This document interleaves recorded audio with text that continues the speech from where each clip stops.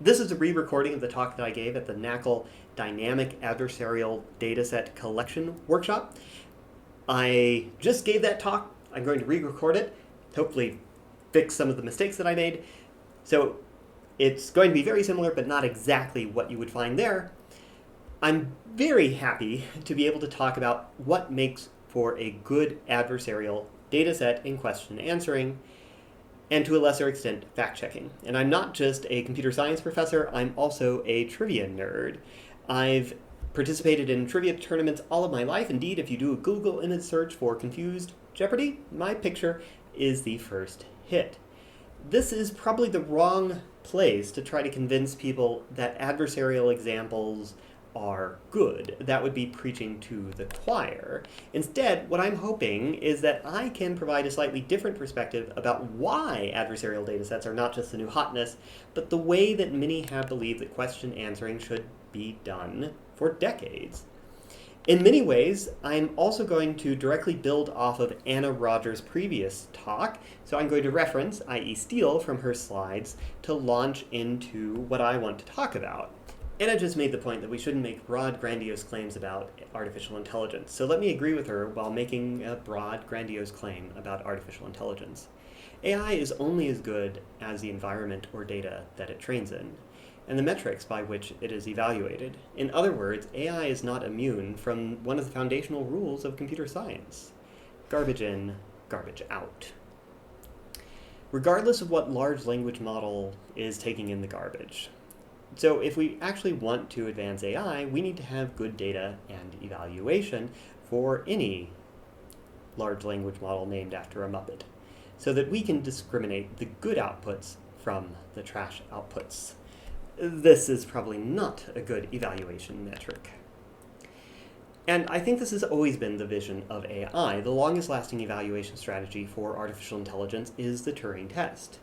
Now, there's plenty of criticism for things that claim to be a Turing test. Rightly so, in my opinion, but that's not what I want to talk about. And Anna Rogers already covered the clever hands phenomenon very well in her talk. Rather, I want to talk about the original recipe Turing test that Alan Turing thought up in Manchester, England 70 years ago. The Turing test grew out of what sounds like a reality game show pitch called the imitation game. An interrogator talks to either a human or a computer. If the interrogator cannot reliably identify the machine through its probing, we can say that the machine has a simulacrum of human intelligence. This is in stark contrast to whatever it is that passes for trenchant analysis of AI on Twitter, claiming that large language models have become at least a little bit sentient. I think that adversarial examples at their best epitomize the true spirit of the Turing test, as it should be. You have a skilled, skeptical interrogator asking questions to evaluate a computer. We're a long way from passing that test. Anna and Matt and Isabel's paper that was referenced in the previous talk on an ontology of question answering was contemporaneous with our own ontology of question answering that I wrote with Pedro. And because Anna and her co-authors are smarter than I am, their ontology is much more comprehensive and complicated than ours. We focused on one dimension that Anna called the natural versus probing dimension. We're going to call it something else, a little bit less straightforward, Manchester versus Cranfield. But we have a good reason for the naming convention. On the bottom of the spectrum is the Manchester Paradigm, which includes the probing Turing test and some other exciting stuff associated with Manchester, England, that we'll flesh out in a little bit more detail later. To reconnect this with Anna's talk, natural questions are Cranfield, probing questions are Manchester. This would include adversarial questions, the Turing test, educational questions, and trivia questions. But before we get to those, let's start with the Cranfield Paradigm, named after Cranfield University in Bedfordshire. It was a big deal for mid-20th century Britain, as it was the home of UK aviation, and to this day it has its own airport on campus. Pretty sweet. But at least for us, its name is most famous for the work of Cyril Cleverton, a librarian there. It was part of the revolution on how information retrieval is evaluated. To quote Ellen Voorhees, in the Cranfield Paradigm, researchers perform experiments on test collections to compare the relative effectiveness of different retrieval approaches. In the Cranfield Paradigm, you create a dataset that best approximates what people will look for in a document collection. Generate some answers, and the better your algorithm does at satisfying those queries, the better it will do in practice. In the Manchester paradigm, a smart person like Ken Jennings is the one posing the questions, while in the Cranfield paradigm, people who do not know the answer to a question are by definition asking the question. Thus, the questions that they might ask might not be well-formed because the user doesn't know how to answer. They could be ambiguous. As C1 Min pointed out, Manchester questions are lovingly edited, which minimizes these issues. Finally, one of Anna's criticisms of the current AI discourse is the unfair comparisons between human and computer ability. This is also one of my hobby horses. I'll talk about my experience with it in just a little bit. Both Manchester and Cranfield claim to compare, but I think Manchester does it better. As a straw man for the Cranfield paradigm as applied to question answering, we'll compare against natural questions, the seminal dataset from Google. What I'm about to say may sound like criticism. It's not. Adversarial questions are simply fundamentally different from natural questions for the reasons that we'll describe. It's not. Adversarial questions are simply fundamentally different from natural questions for the reasons we'll describe. That's because the questions come from people using search engines. They don't always know what they're asking about. That's why they're using a search engine, after all, so sometimes they have false assumptions, ambiguities, and other problems. Now, it's not surprising that organizations like Google, which started out as an information retrieval system, adopted this setting with gusto. So given this handy paradigm that we wanted to contrast with, why did we call things like the Turing test the Manchester paradigm? First, because it's another town in England. But there's another good reason: University Challenge. Granada Studios, based in Manchester, created the television program University Challenge, first a bootleg and then a licensed offshoot of Dan Reed's College Bowl. This program pits two universities against each other to see who is smarter. In other words, the Manchester paradigm is explicitly designed, in many cases, for head-to-head comparisons. This head-to-head comparison is also a tried-and-true method of question-answering researchers to prove their mettle, as when IBM Watson appeared on Jeopardy against the greatest Jeopardy player of all time, Ken Jennings, and Brad Rutter was there too. This helps expose the difference between Manchester and Cranfield. While Cranfield focuses on whether users are satisfied, Manchester is at its heart an evaluation of question-answerers, either questions or humans. Which is smarter, which is worthy? In many ways, my journey towards working with adversarial questions began with IBM Watson's tour de force on Jeopardy. The ostensible goal was to declare whether a computer is better at question answering than a human. I watched, along with the rest of the world, one of the greatest achievements of AI unfold in front of me. What was I doing wasting my time working on topic models if this is also legitimate research? Now, I have my own quibbles with the Watson spectacle. I don't think it was a fair human versus computer competition, but that's a discussion for another YouTube video. Over the years, we've been building systems that can answer trivia questions in the right way. And because of my fealty to the Manchester paradigm, we've had regular comparisons with human opponents. We tied in our first game against Jeopardy champions. Our system shut down after playing against them and refused to play a tiebreaker, so they rightly declared victory. Then we beat Ken Jennings. In all these matches, we were playing a somewhat obscure format called Quiz Bowl, borrowed from University Challenge, that we introduced to the community in a 2012 paper. It's the gold standard in the trivia community and has some nice parallels with simultaneous translation, but most people who do NLP for question answering haven't heard of it. We'll talk more about the format of this Quiz Bowl style of question later, but the short version is that the questions are long, complicated, and designed to be interrupted. Because we were playing on this odd format, the community wanted us to play against the top human players. We did, and we were crushed. Then the same year, we were able to defeat the top human players. So does that mean that we're clearly surpassing human question answering ability? No, our evaluation is still broken. Anna had this great list of things a computer should be able to do. I would not say with certainty that our champion system can do any of them. Does this mean that my faith in the Manchester paradigm was misplaced? I don't think so. The thing that we overlooked was that these models were doing a lot of memorization. It can memorize poetry, quotes, painting descriptions, previously asked questions. In other words, while humans can actually understand language, computers take a shortcut. And now that we've come to the important question of comparative human versus computer difficulty of a question, it's a good time to finally talk about this crazy Quiz Bowl format that I've been dancing around. The first thing that you'll notice about a Quiz Bowl question is that it's long, really long.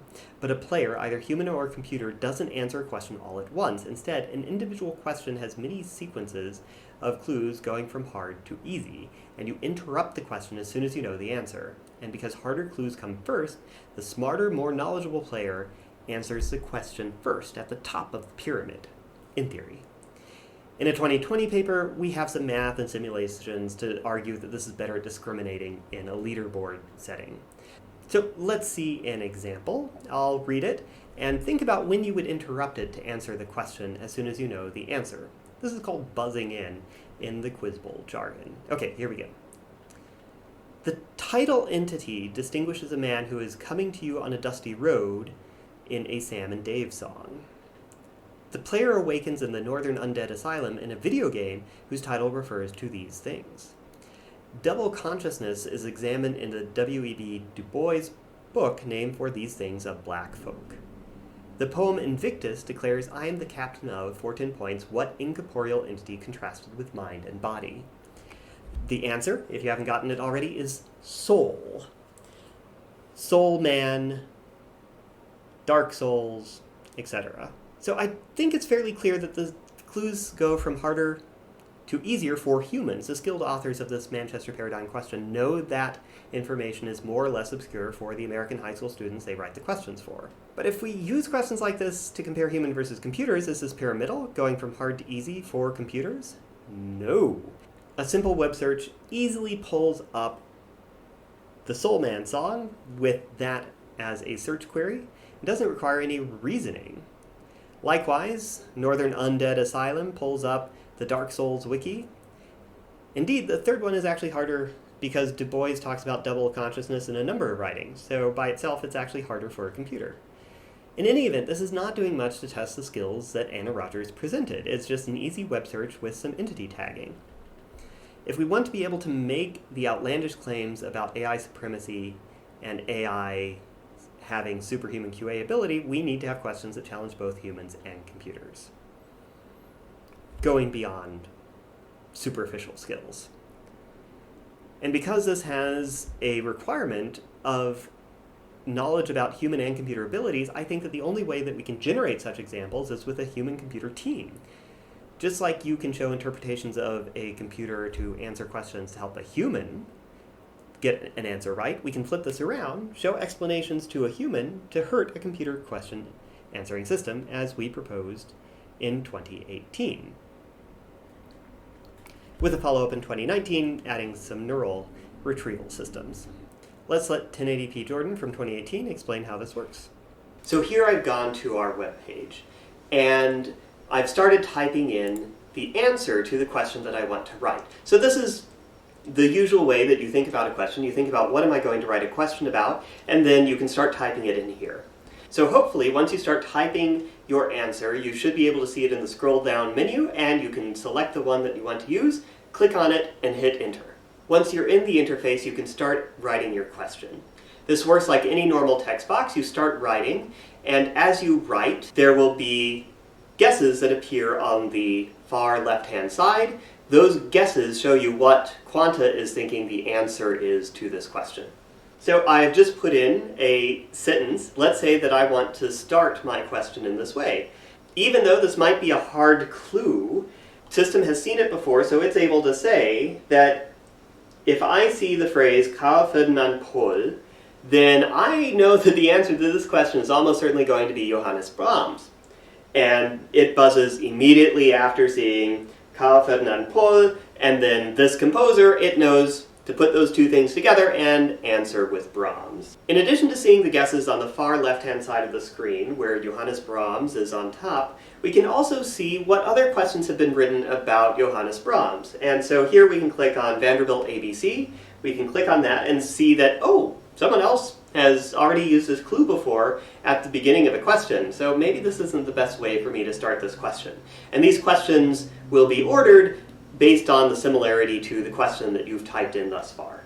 And unlike a lot of the adversarial datasets out there, we didn't pay people to write the questions. Their reward for writing the questions was that they got to play in a free trivia tournament against computers. Fun, right?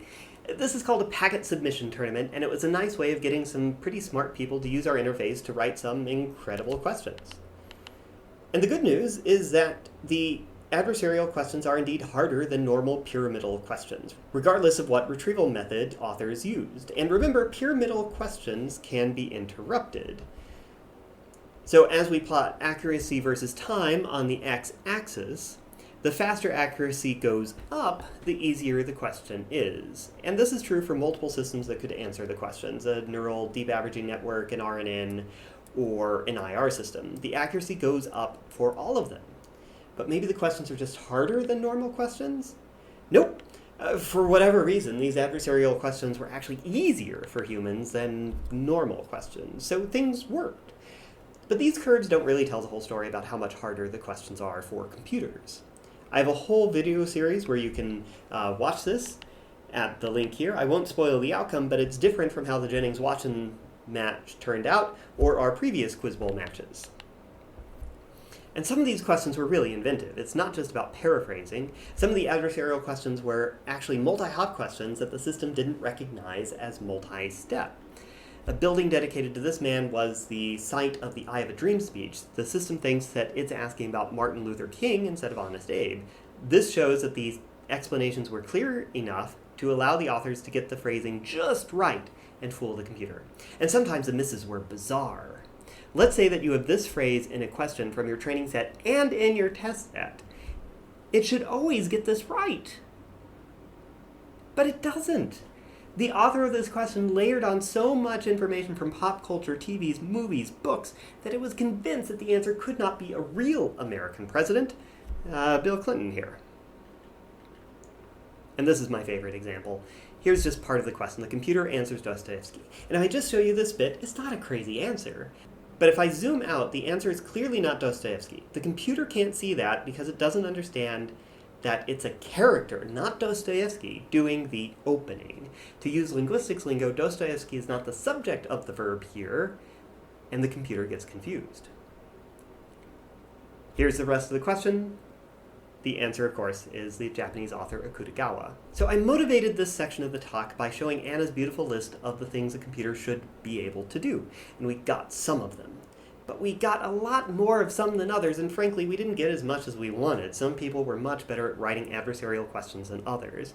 And other than me personally giving kudos to folks doing a good job, there wasn't much of a mechanism to reward people. And creating good adversarial datasets isn't just an issue for abstract AI progress or playing silly trivia games. It's closely related to fact-checking, which many of the people in this workshop have worked on. And here, the adversarial development emulates real-world AI-infused disinformation. It's an arms race. If you see a tactic used by a claim that fooled you, you can use that in the future to author claims that you disseminate on the web. But if enough authors use those tricks, the system will learn how to detect the tactics. We've looked at this a little bit, and to step on my soapbox, this is not just an exciting research area, but an important way for NLP to support society. Just like in question answering, computers and humans have different skills for examining sources of information. Humans can reason and see subtlety, but computers can scour all of the web to see patterns. Figuring out how to get these two different skill sets to communicate and work together is an important skill not just for the future of AI, but also for the health and vibrancy of democracy. While people blame social media and their recommendation algorithms for much of the incivility of the last few years, NLP and AI more generally can help repair some of those harms. It's up to us to make the tools to get people to use them.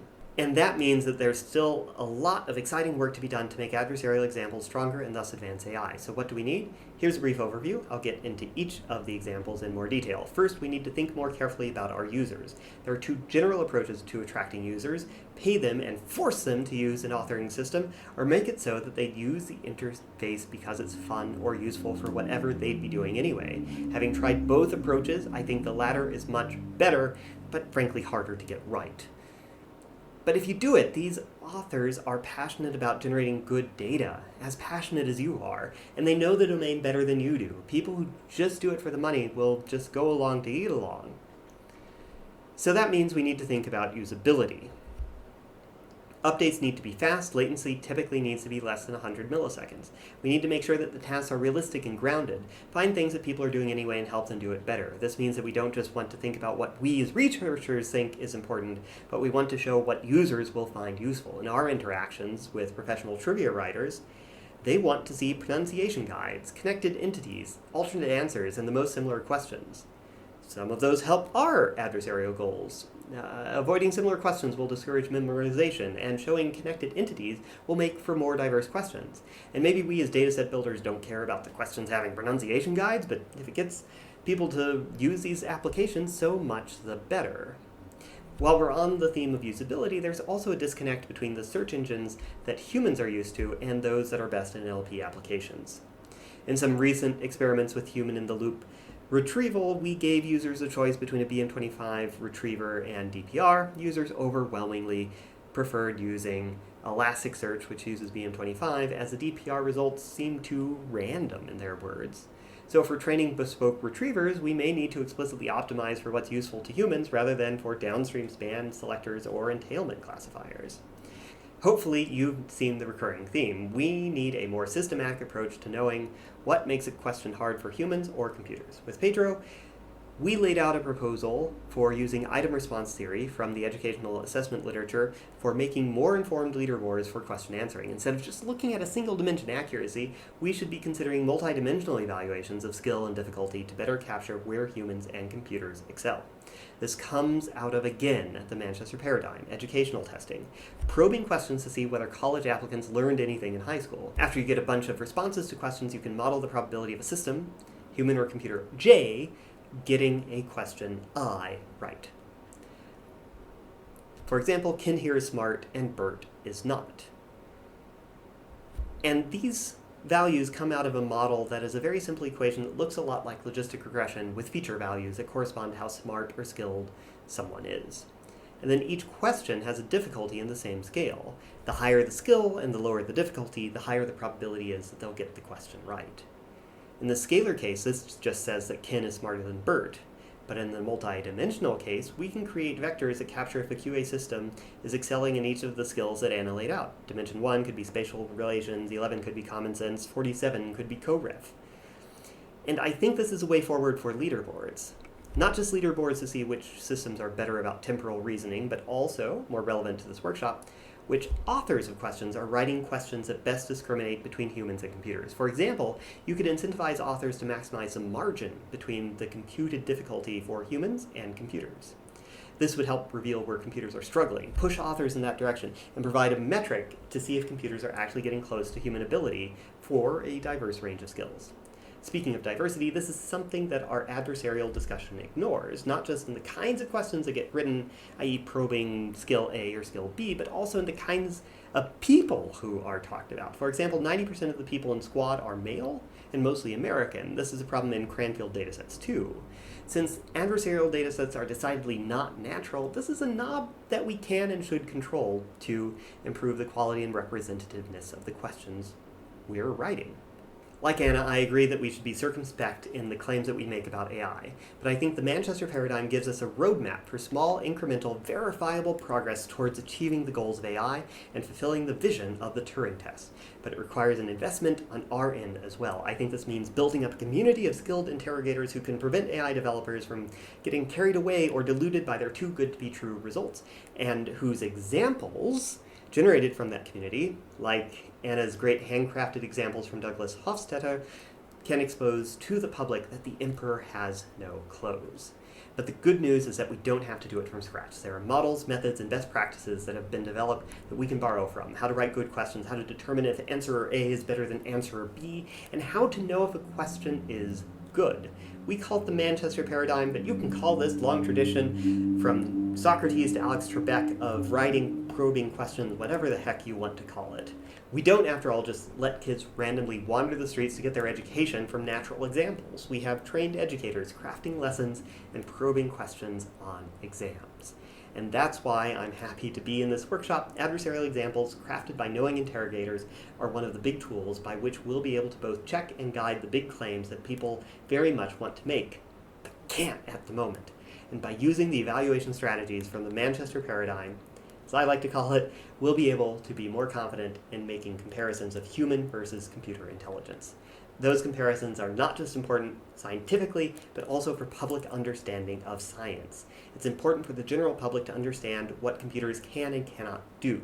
And the Manchester Paradigm, the game show portion at least, has the potential to both entertain and inform. And that's another role for these adversarial questions, showing the strengths and weaknesses of these models in public can get a lot of people to show up, as I've done in exhibition games in Chicago, Atlanta, and Seattle, as someone who has been trying very hard to make broad claims about human versus computer intelligence for a decade, even if you don't get the answer that you so desperately want, some of the answers that you do get to these adversarial questions are enlightening, or if all else fails, they're at least funny. So I'm really excited to see what comes out of the nascent, growing community of people working on adversarial data collection.